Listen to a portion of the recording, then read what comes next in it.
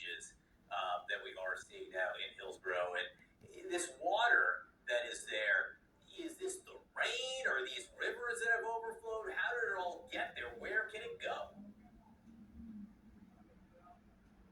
John, a little bit of everything. The impressive amount of rainfall that was unrelentless overnight from Milton. There's also a lake in that direction and retention ponds that filled up from all of that rainfall and then drew it out here.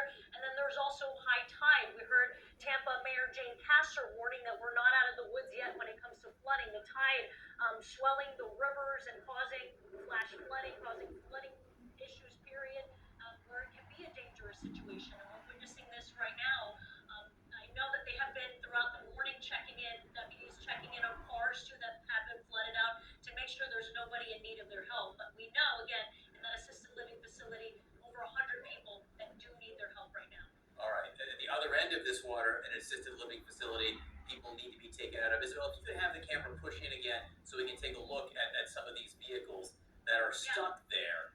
Now, what we don't know is if they were there all along and the water just rose of parked cars, or, as often happens during storms and after storms, people go out and try to drive through things. But one thing I think that is clear, Isabel, right now, and that looks like what maybe happened here because these cars aren't positioned in a way that it looks like the drivers had a choice there.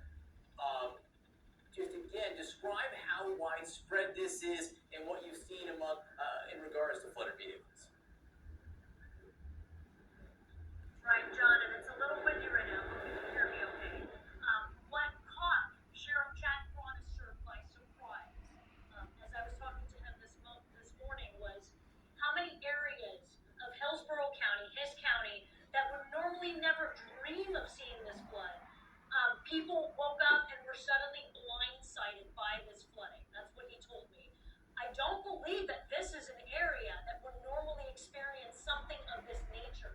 When I was over in Plant City, folks who were stuck at a Holiday Inn over there, they told me they woke up and suddenly they were sloshing their feet on the ground floor there of the hotel. So they weren't expecting that. These were people who did, everything right. They were not in evacuation zone A or B.